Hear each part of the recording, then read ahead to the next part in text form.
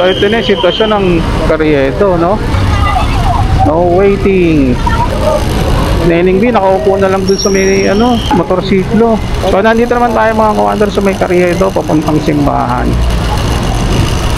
So ito sitwasyon ngayon ng gabi.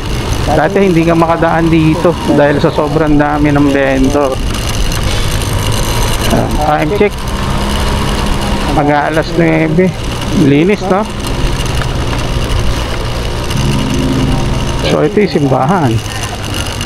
Makakadaan ka na, dati hindi ka makadaan dito.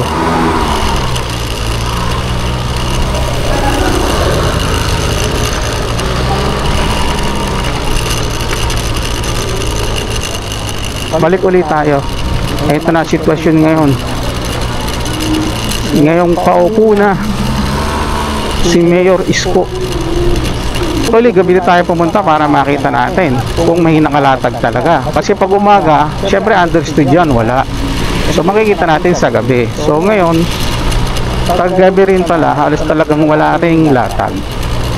Meron naman pa ilan-ilan lang. Kasi syempre, yung mga kababayan natin, kailangan din natin kumayod. Yun nga lang, medyo nabawasan. Pero naman siguro, bibigyan sila ni Mayor Isko ng lugar para dyan. Diba?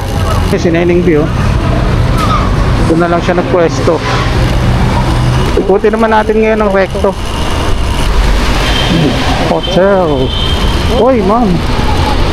Natawag tayo ni ate doon. Balikan na lang natin sa susunod. Ang dami talaga rito sa recto. Linis na rin dito sa terminal na to. So itong isitan mga commander, memorable din sa akin to eh. College days, nasa PMI ako. Madalas ako dyan. Dahil malapit lang kami. So, ano mga naging experience mo dyan? Ano mga memories ko sa isitan na yan? Comment mo nga. So ito yung kahabaan ng Espanya. Moret Street.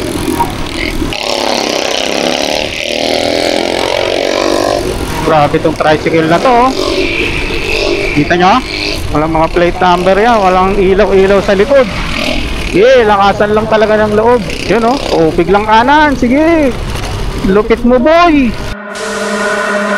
Galing tayo ng Divisoria mga commander. Pupunta naman tayo yung recto Carriedo. Silipin natin. So ito, dadaanan natin yung Burautan sa recto.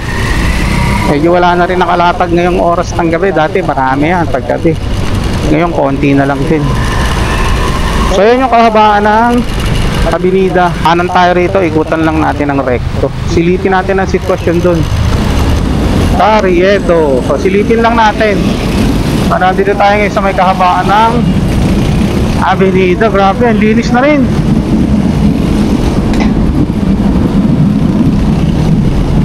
Yun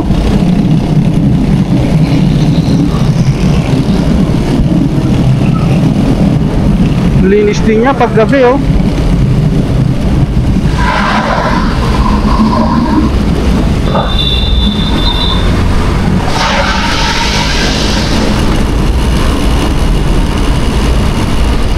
So shoutout po sa lahat ng mga OFWs.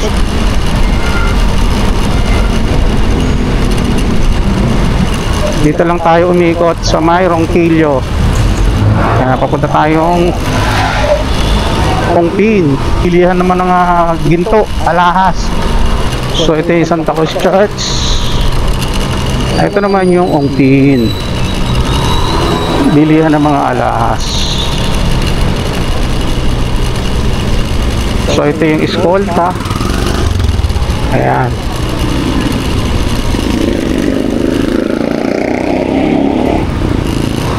Ikot tayo papuntang Santa Cruz. Ayan. Diretso lang tayo.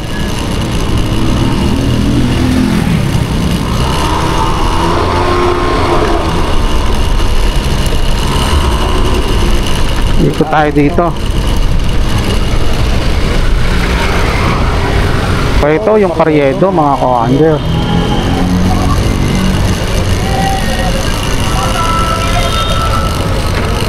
Grabe, linis na nga.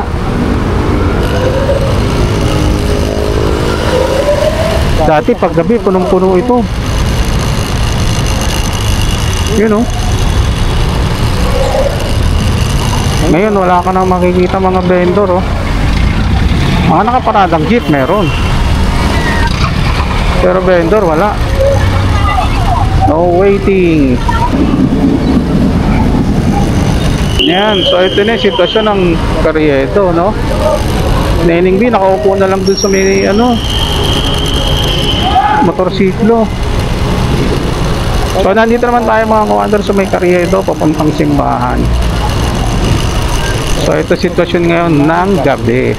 Dati hindi ka makadaan dito dahil sa sobrang dami ng vendor. Time check, mag-aalas 9.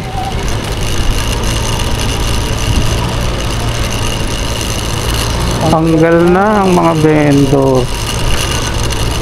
Pero may kalalagyan naman din siguro sila.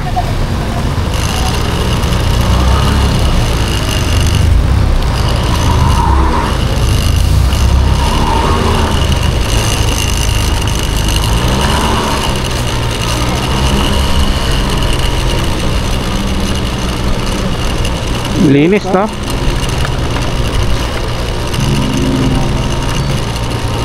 So ito yung simbahan.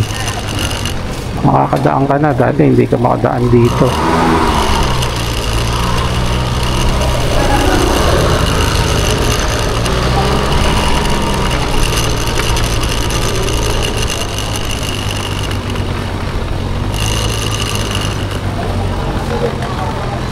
So ito ang Quiapo Church. So balik tayo.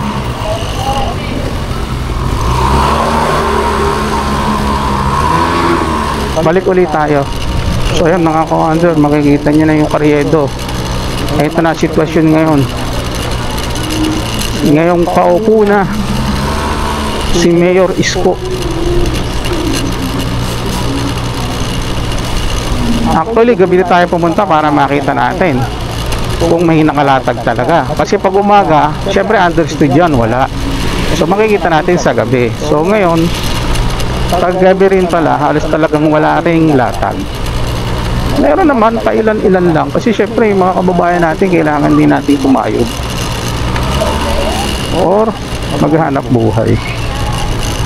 Yun nga lang, medyo nabawasan. Pero naman siguro bibigyan sila ni Mayor Isko ng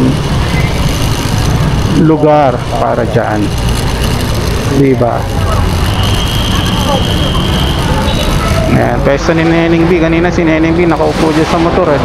Kita natin, eh. Ayun.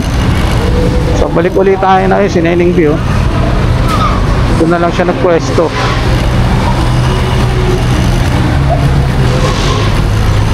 Shoutout sa lahat kay Neneng B. So ayan, pabalik na ulit tayo ngayon ng Avenida. Shoutout to sa lahat ng ating mga OFW. Ikutin naman natin ngayon ng rekto.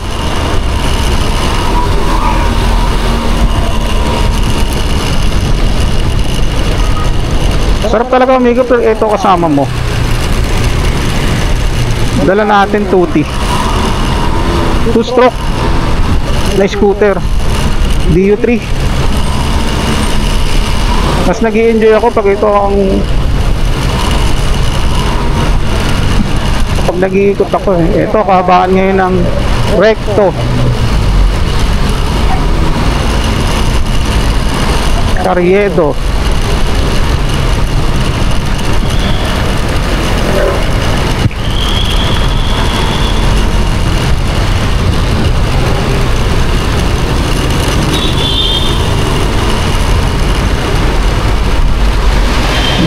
Hotel. Uy, ma'am. Natawag tayo ng ate doon. Balikan na lang natin sa susunod.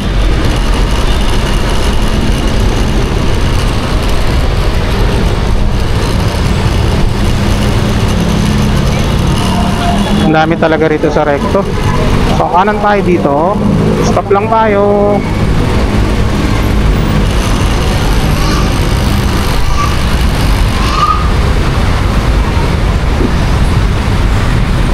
So itong way na to mga commander, papuntang monumento yan. So ito, kakanan tayo dito, papuntang Isitan.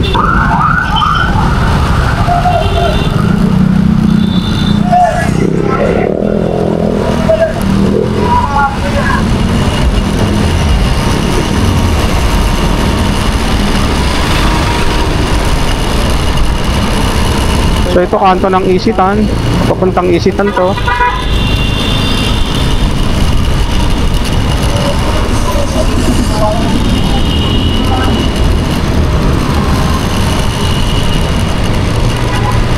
Oh, linis na rin dito sa terminal na to.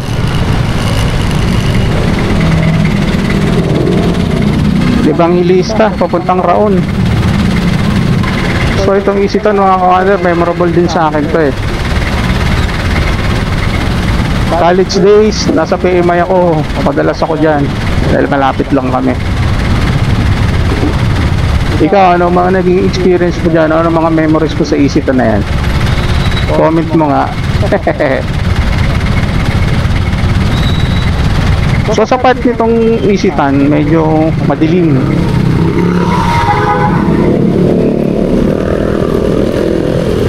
So pupunta tayo Isitan. So sa lugar nito medyo madilim talaga, no? Pero pag dadaan ka, malamig.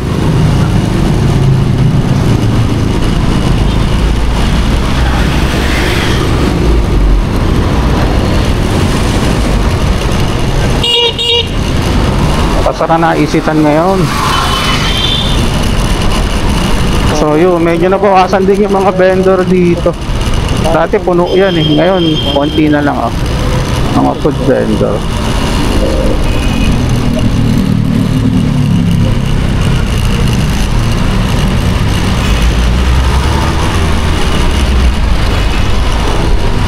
So ito ngayon ang Recto Kahabaan, Cartimar, yan no. So dito naman tayo, kakaliwa tayo ng papuntang FEU. Dati napakasayang lugar nito nung hindi pa nag-pandemic. Ngayon halos konti na lang yung mga establishment. So University Belt kung tawagin. Yan no, FEU.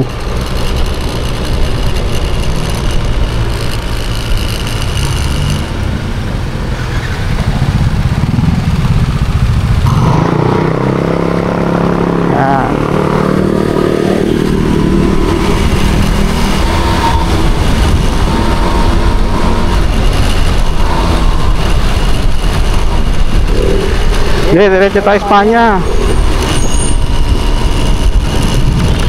Nako, abutin tayo ng ulan.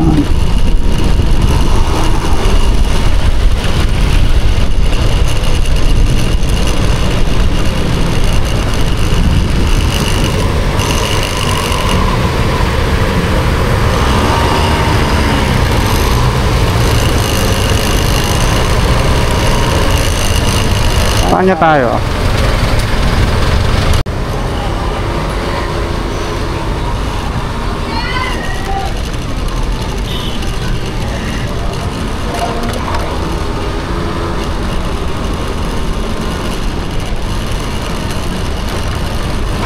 So ito yung kahabaan ng Espanya. Tatawid tayo ng Lacson.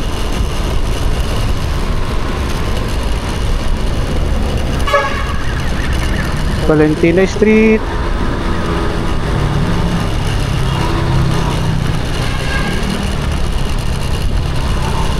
Pino Bahal.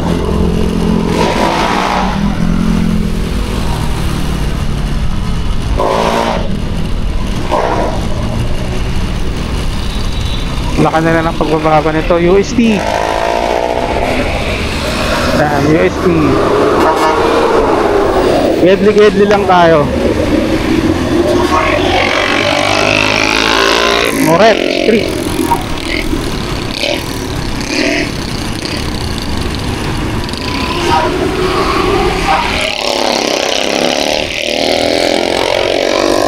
Grabe itong tricycle na to. Kita nyo? Talagang ano pa siya, no? Agresibo.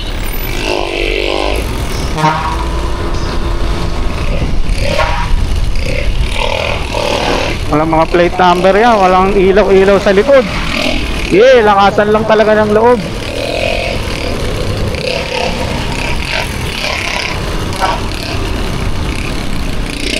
Yun oh. Oh, biglang kanan. Sige.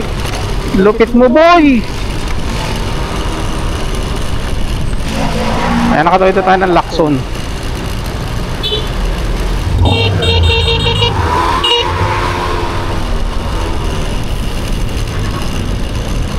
Dito naman tayo sa may Las Castillas.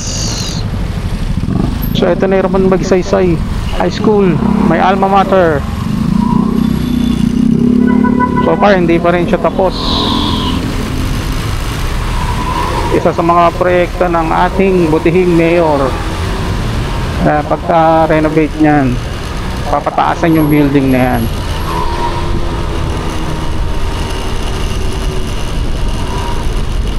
So madadaanan natin dito Vicente Cruz tsaka M. de la Fuente. So kanan na tayo dito sa may Vicente Cruz.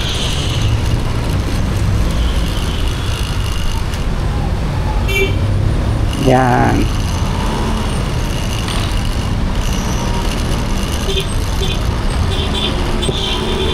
So ito yung Vicente Cruz, mga ka-wonder. Sa mga gustong bumili ng mga masasarap na mga leche plan, pasalubong, pastries, ito ang puntahan nyo, ang Nanay Nidas. Isa sa mga the best. Yan ang Nanay Nidas. So yan, sa mga puntahan nyo pagdating sa mga sweets, leche plan, ube halaya, grabe, napakasarap na mga paninda nila yan. Talagang sa abroad dinadala pa, dinadayo ng mga OFW. Thank you mga kawander sa inyong pagsama ha. See you again.